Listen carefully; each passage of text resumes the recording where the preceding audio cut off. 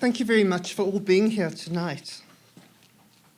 Sometime prior to March 2013, when I was in the happy position of taking up a professorship here at the University of Johannesburg, a sequence of events took place that marked the beginnings of my interest in the topic of this inaugural address.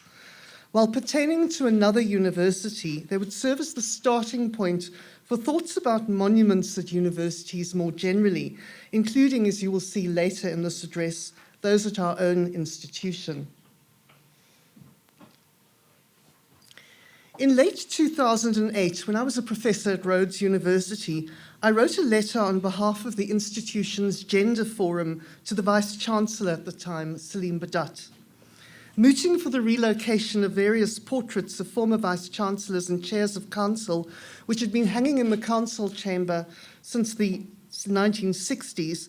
The letter focused on the possible inappropriateness of displaying images of uniformly white and male figureheads in such a context.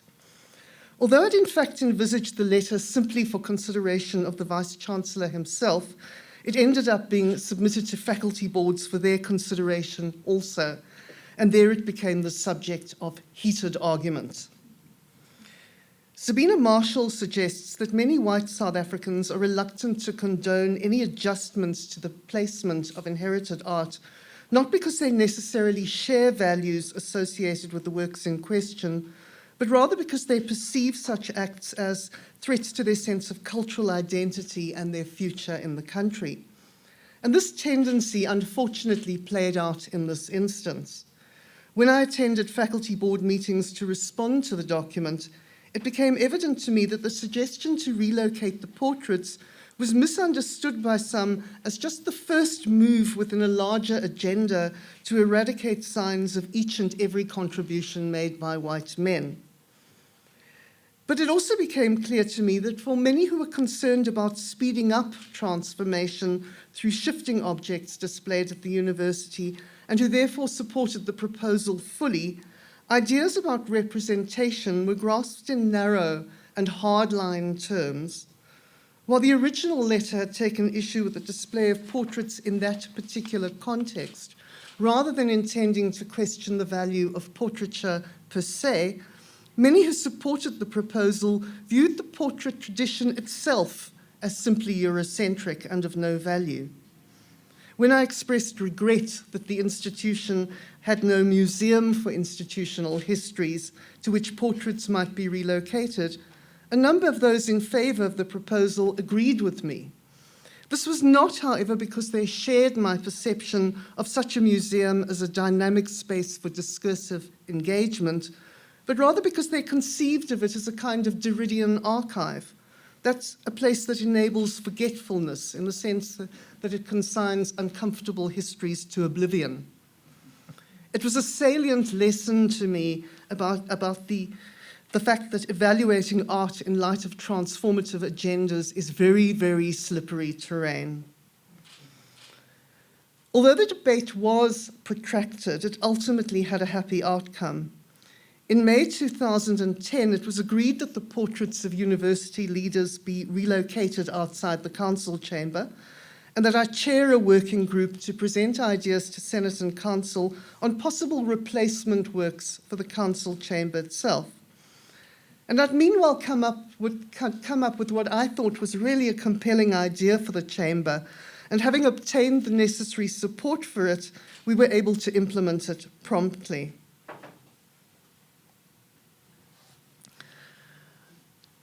We commissioned a work exploring the history of Rhodes University from the Kieskama Art Project, a community project in the village of Hamburg in the Eastern Cape, one that was actually initiated by Carol Hofmeyer, a master's graduate of the Visual Art Department at this university.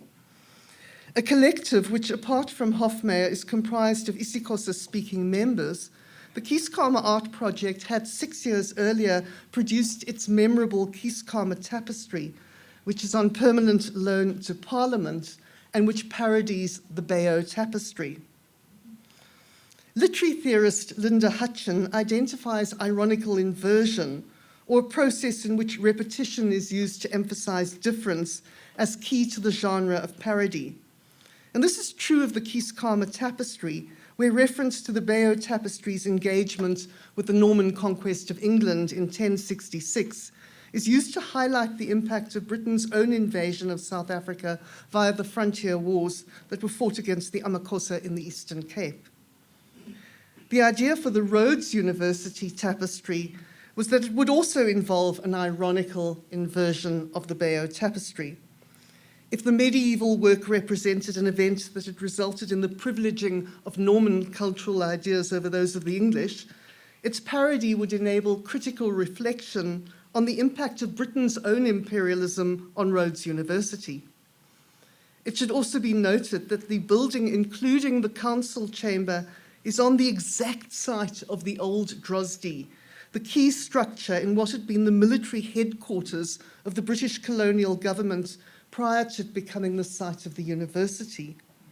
The inclusion of a work by isiXhosa speakers in this particular locale thus enabled a metaphorical occupation of the space by people who'd been divested of not only their lands as a result of the frontier wars, but also any agency within a new cultural order.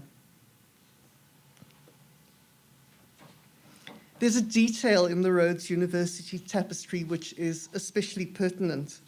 Its fourth panel, which examines the university in the post-apartheid era, makes reference in its top border to the portraits which were previously in the council chamber, as well as their relocation.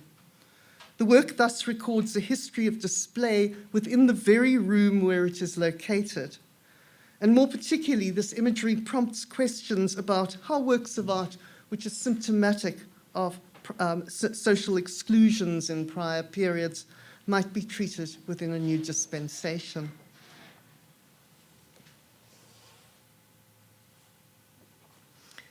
Since the demise of the Soviet Union, huge sculptures of Lenin or Stalin have been toppled from their pedestals, ending up broken like the ideals they stood for in sculpture parks that have been established to contain them.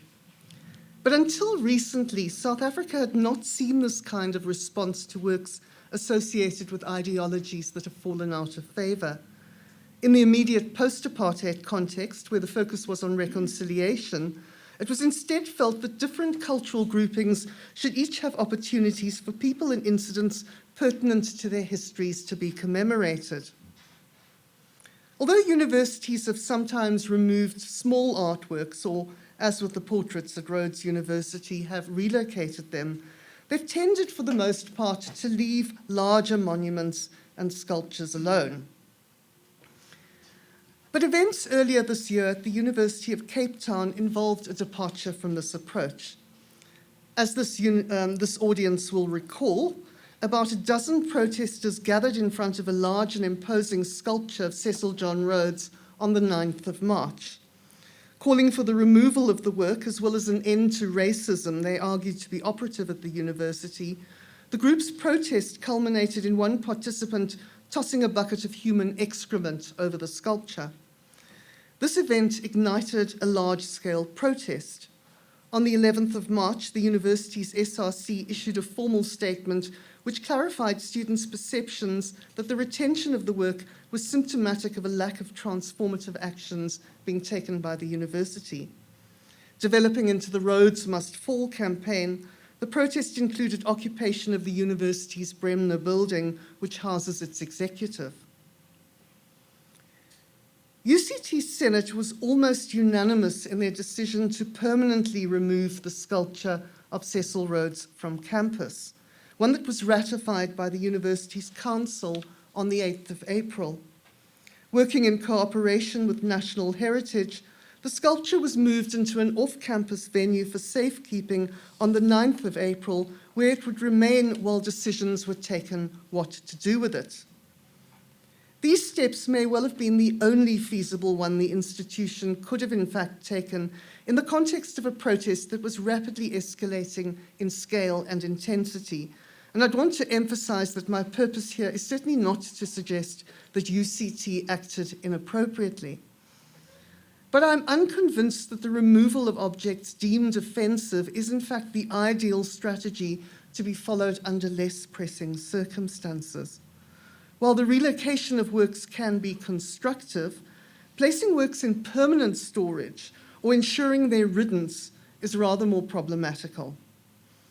And what I want to do here is to suggest some difficulties with removal I have in principle, and thereafter to explore some more creative and I think more productive engagements with inherited objects that have happened on South African campuses.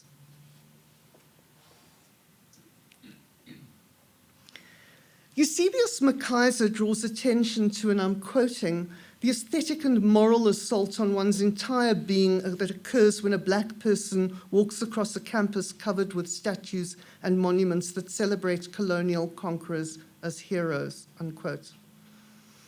So they're clearly offensive, and while recognizing that monuments of this type are often experienced as profoundly offensive and that these sentiments are very real, it also needs to be acknowledged that for many, their removal is seen as simply as the first step towards or being symbolic of other kinds of changes that are perceived to be much more fundamental.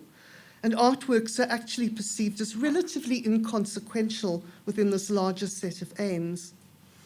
One consequently needs to be quite mindful. One needs to be mindful that one doesn't end up denuding campuses of objects to meet the demands of individuals who are not actually particularly concerned about the visual domain.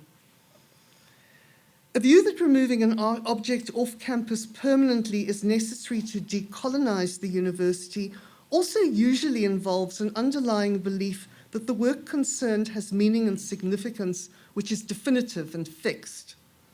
Overlooking how highly critical views about British imperialism or Afrikaner nationalism will necessarily affect the degree of authority a sculpture produced under the influence of such ideas might exert in the 21st century, it also tends to promote somewhat one-dimensional views of historical figures. From an art historical point of view, such flattening out may also result in evaluations that consider the worth of art objects only in terms of the people or events they venerate, and overlooks the other areas of potential significance and meaning.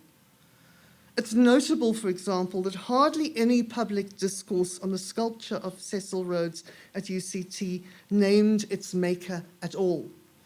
And there was no publication amongst the many reports on the incident circulating in the media that considered her place within South African history.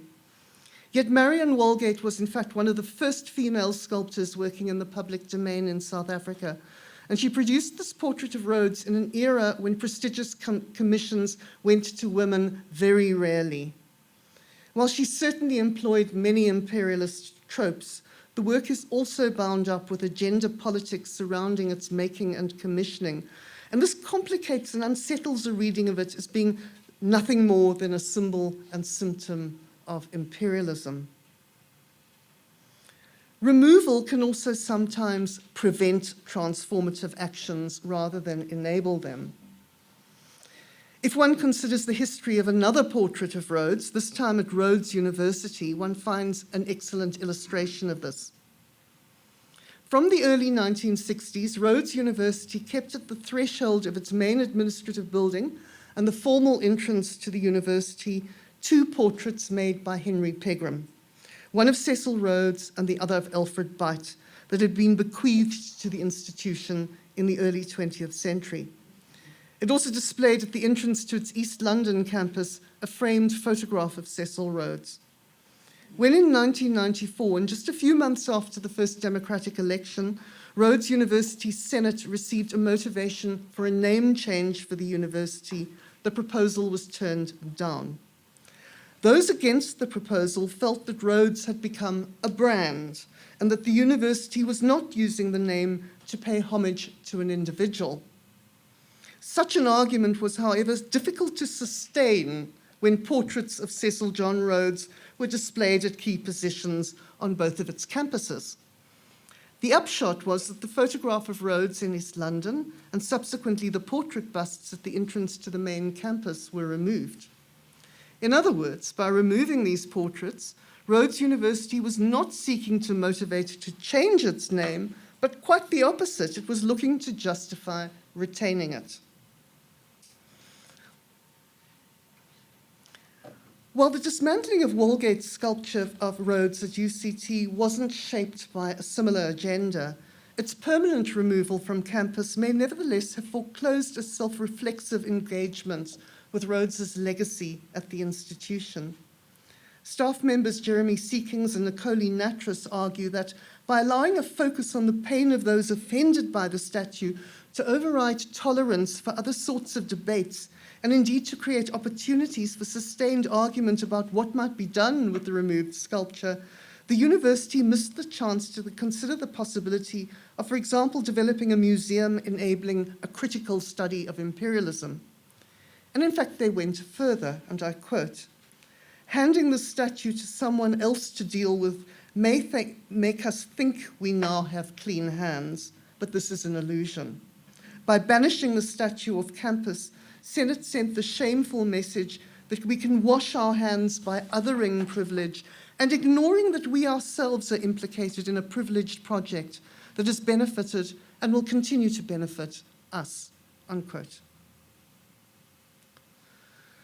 But if removal is not then a productive solution for monuments associated with ideologies that have fallen from favor, it's surely also highly problematical to fail to mediate or contextualize them in any way.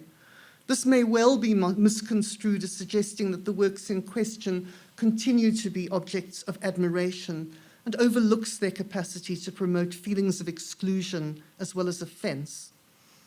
A question arises then about what kinds of interventions are productive and feasible. And what I want to do is to suggest some of these in the remainder of this address.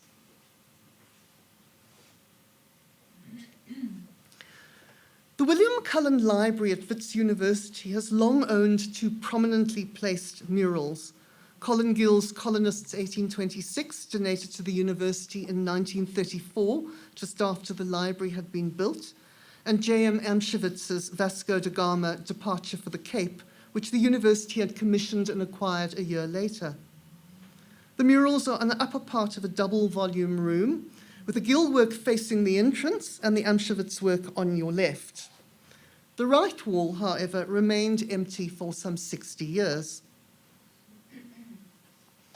The paintings by Amshewitz and Gill were intricately bound up with the imperialist mindset of the University of the Witwatersrand's landlord benefactors. Reingard Nethersol explains this well, and I quote her. "The connection made between the mining magnates and the Portuguese voyagers, whose civilizing mission under harsh conditions had been taken up by the 1820 settlers, successfully buttressed the British colonial foundation myth of South Africa. The tale began with the arrival of the Portuguese and continued with the arrival of the British, who took up the white man's burden of producing history, civilizing the natives with the aid of the gospel and spreading trade and industry," unquote. Following the advent of democracy, an initiative was finally set in motion to acquire a third painting, and Cyril Coetzee, the artist whom the university commissioned, set out to make a work that would implicitly critique the values underpinning the other two. Coetzee developed a particular interest in the story of the Adamastor, a monstrous being who appears to Vasco da Gama as he's approaching the Cape of Storms, and who figures in the Lusiads, a 16th century poem. Taking as his source a parody of the Lusiads by Andre Brink, Coetzee transforms the Adamastor into a Khoi chief named Takama. Most crucially, he inverts the story of the encounter between Portuguese and indigenous people by representing it from Takama's point of view rather than from that of the colonists. The upshot is a work which upsets the efficacy of the narratives in the colonial paintings and makes evident how they're very different ways of speaking of South African history than those in standard narratives. Indeed, the painting is what author James Young would define as a counter-monument.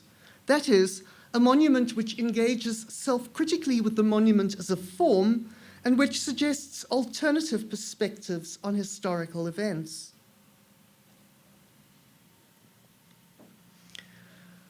Large-scale monuments associated with Afrikaner nationalism present challenges not unlike those posed by Walgate's representation of Rhodes at UCT or the paintings by Gill and Amschewitz at Wits.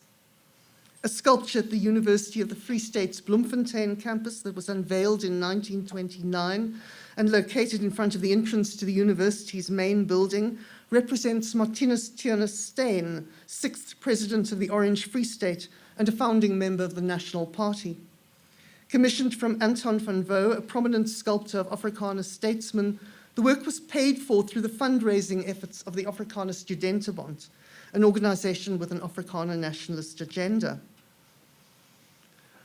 Also in the immediate vicinity of the main building is a memorial commemorating the 1938 celebrations of the centenary of the Great Trek, when Afrikaner nationalist ideas reached fever pitch.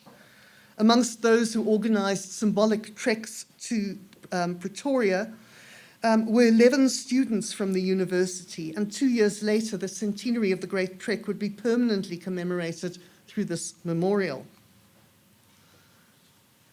And just a few meters away is yet a third object, a sculpture by Johan Moelman depicting C.R. Swart that was unveiled in 1991. Chancellor of the university from 1950 to 1976, Swart, who became the first state president in the Republic of South Africa in 1961, was a member of the Broederbond and played an active role in various other bodies with Afrikaner nationalist agendas. In 2003, the rector at the time, Frederick Fourie, began to discuss the possibility of adjusting the placement of the Steyn sculpture. Fourie thought of incorporating onto campus an image of Moshoeshoe, celebrated as the founder of the Sotho nation, as well as for his military skills and diplomacy, envisaging that he might serve as an alternative role model and figurehead. But eventually a decision was made to change the kinds of messages invoked by existent monuments on campus, not through relocating the Van Vo work or through the introduction of new statuary, which was traditionalist in type, but rather by motivating to the National Lottery Development Trust Fund for monies to acquire a series of artworks that were more up-to-date in terms of their visual language. And in 2009, the university learned that this had been successful. Angela de Jesus, the new curator employed just after the award had been made, indicates that the motif of the Lekgotla was identified as a governing idea underpinning the 16 new works obtained for the campus. Referring to a meeting place in Sesotho or Setswana, it invokes also the idea of a community council or law court, where decisions are arrived at by consensus. 2 strategies were deployed towards this end. One was to create what de Jesus termed actual meeting places, that is, artworks which offered seating in a physical sense. And you could, in fact, sit on the Kumbai sculpture, for example. Another was to create what she called conversation pieces. That's individual works which prompt discussion because they have subject matter that was difficult, interesting, or controversial. And I think the Willy Bester might be one of those. Although his complex piece would be completed and installed only in 2011, negotiations with Willem Boshoff for a key work began early in the process. Boshoff's sculpture invokes reference to Driekop's Eiland, a prehistoric site near Kimberley, which includes more than 3,000 engravings or petroglyphs, which are mostly geometric in type, and that have been worked on the glaciated rock forming a bed within the Red River. Producing his work from a large rock of Belfast granite, which was polished in such a way that it emphasized the wetness of the bedrock, Boshoff sandblasted the boulder to invoke reference to the cracks as well as many of the petroglyphs found on the site. Instead of focusing on a heritage which had seen the University of the Free State framing its identity in terms of Afrikaner nationalist resistance to British imperialism, Boshoff turned his attention to indigenous knowledge systems which had long predated the arrival of both Dutch and English speakers to South Africa. Suggesting during a filmed visit to Driekop's Eiland that, and I'm quoting, "the people who made these things are to me the lecturers, the professors, and the students of 2,000 years ago," unquote, he described the site as probably the oldest university we have evidence of in this country. Functioning as a kind of homage to Driekops Eland University, as he conceived it, Thinking Stone, his work, serves as a literal seat as well as a locus for interchange and reflection on a modern-day campus. While making reference to prehistoric designs, Boshoff also sandblasted onto the boulder various idioms, proverbs, and quotes pertaining to rocks and stones. Each is written in a language used in the Bloemfontein area, whether English, Sesotho, Afrikaans, isiXhosa, isiZulu, or Setswana. Rocks and stones were not new to Boshoff's iconography. On one level, the stone signifies an imperative to exact retribution. But Boshoff's stone is this large granite boulder, far too weighty to throw, and it points implicitly to the futility of violent acts of conflict. Indeed, its title, Thinking Stone, suggests the value of intellectual reflection rather than stone throwing as a way to negotiate difference. But the rock also establishes an ironical relationship with other works on campus where the motif is featured. The plinth at the center of the memorial to the centenary of the Great Trek supports a rock and is encrusted with stones. And relatedly, Moolman's sculpture depicts C.R. Swart seated on roughly hewn boulders, as if he were a pioneer in unfamiliar terrain. A primary trope within Afrikaner nationalist discourse, Jennifer Benningfield indicates, and I'm quoting, was the idea that a new nation had been able to discover itself in the isolated and empty interior that was depicted as being without history, ripe for inscription, unquote.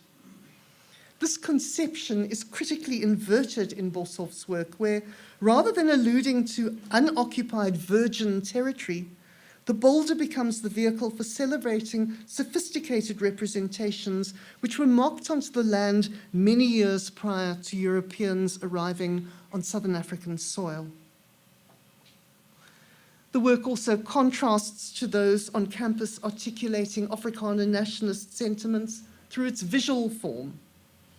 Thinking Stone is in diametric opposition to the figure of Steyn on his story-high plinth, as well as the phallic monument to the centenary of the Great Trek, in the sense that it's low, horizontal, and invites people on the campus to sit on it in the manner of a bench, to touch it, or even to climb on it. Boshoff's Thinking Stone develops from ideas that were evident in his magnificent work we have at the entrance to the main building of our Kingsway campus. And this is also a counter-monument. Commissioned in 1999 and completed in 2000, it's comprised of 11 black granite boulders with planed tops and rough-hewn sides, each of which includes a spiral of script in which definitions for obscure English words are offered in one of South Africa's 11 official languages. The words chosen are all ologies and isms, and thus invoke reference to the kinds of discourses studied at universities. But rather than being regular research topics, some allude to fields too esoteric to be probable in a contemporary context. Others describe actions that, while sounding erudite, are in fact far removed from the highbrow.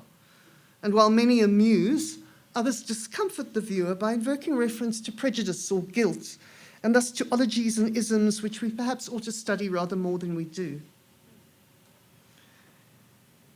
The Kingsway campus, as this audience knows, was established in the mid-1970s.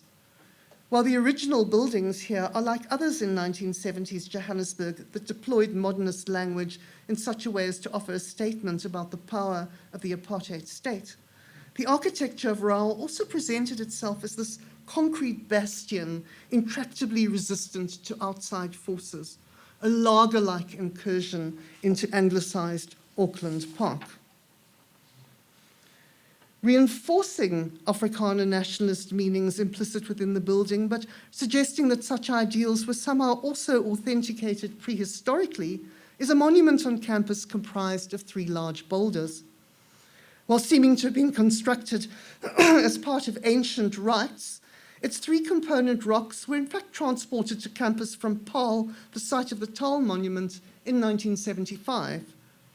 Formally unveiled on the 12th of August that year, the monument was devised to commemorate the 50th anniversary of the establishment of Afrikaans as an official language.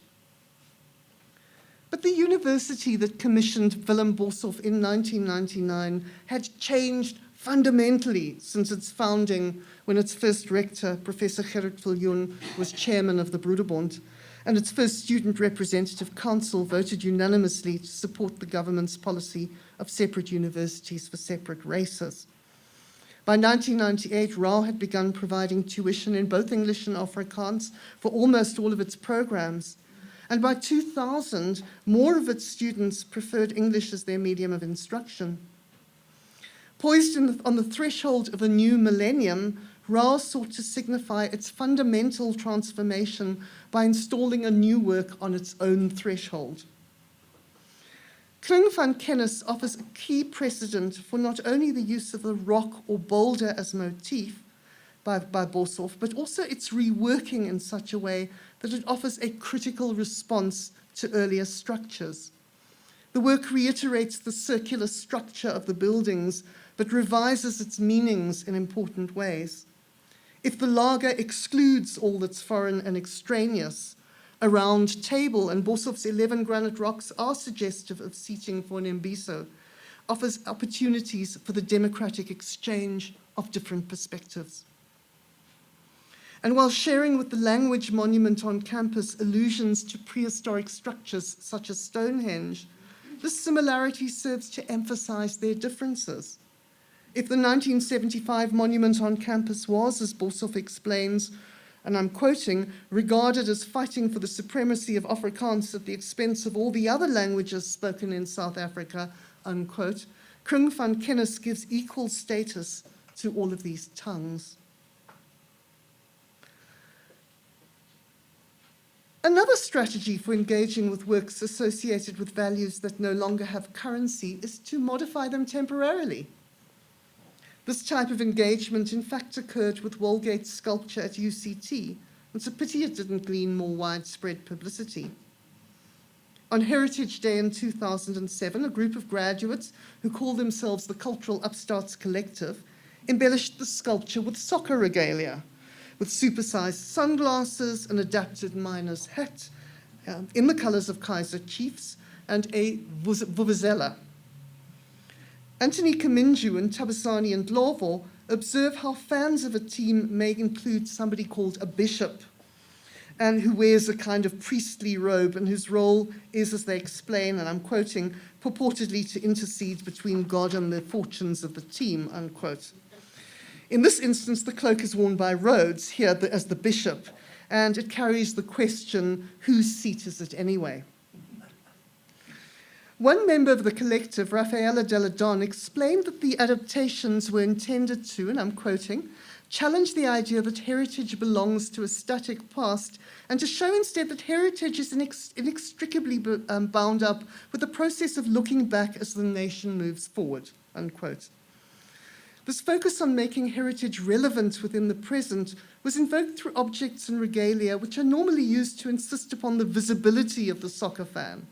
Its effect on the sculpture was likewise to make it more rather than less noticeable. Additionally important is what Kaminju and Ndlovu describe as a use of dress and performance to create a carnivalesque atmosphere at soccer matches. If, as Buckton suggests, the carnival offers a space of social transgression through its disturbance of hierarchies and roles, this unsettling of meanings is in turn taken on by the sculpture.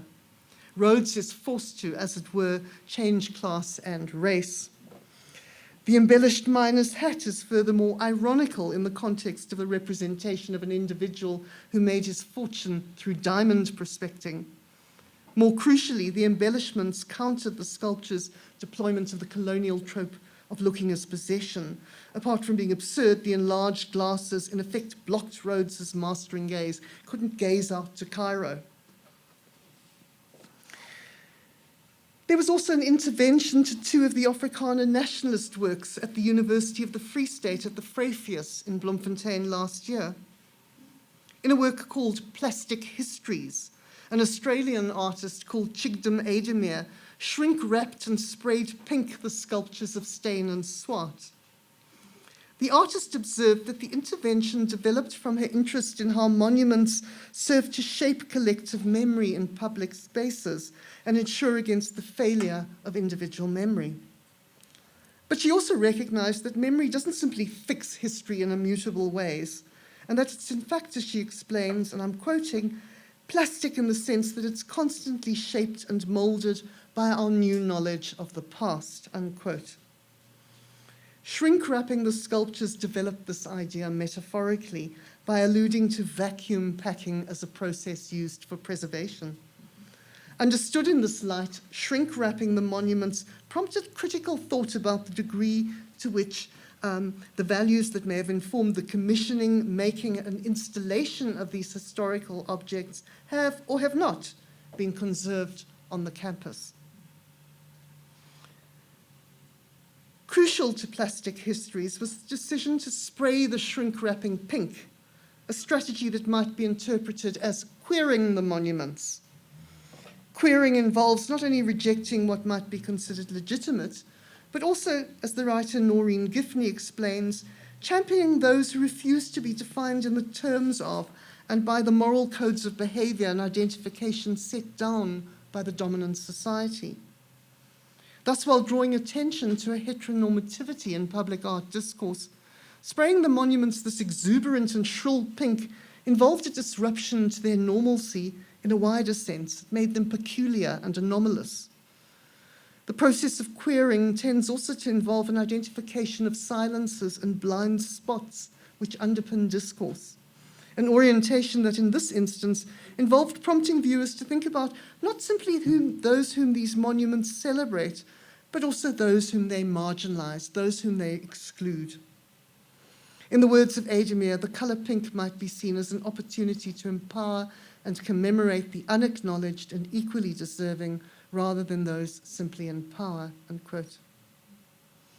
The University of the Free State has also handled their works particularly appropriately in deliberately incorporating engagement with them into its teaching syllabi.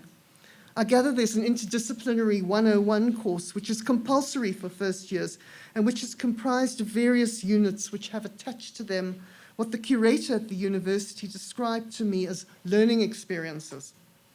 And discussion of works on campus constitutes the learning experience attached to a unit called How Do We Become Responsible South African Citizens? Jonathan Jansen, writing before the events at UCT, which led to the removal of Walgate's sculpture of Rhodes, indicated that he was delighted that the two statues of Steyn and Swart continue to exist on the Free State campus, feeling that such retentions offer, as he put it, a way of recognizing the sacred memories of others. But he also observed that retention that does nothing more than recognize those memories is a blow to social justice. And that observation encapsulates some aspects of what I've been trying to suggest in this inaugural address. But I'd like to suggest retention is in fact desirable also to ensure respect for the memories of those who were marginalized or disadvantaged through the influence of ideologies with which the sculptures concerned are associated.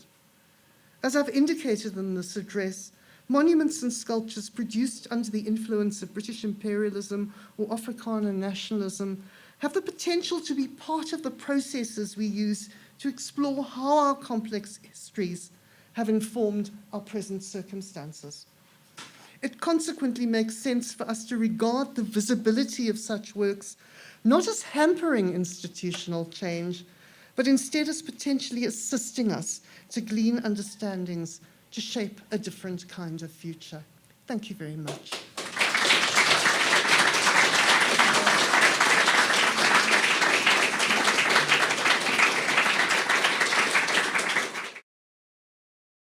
The University of Johannesburg. Rethink, reinvent.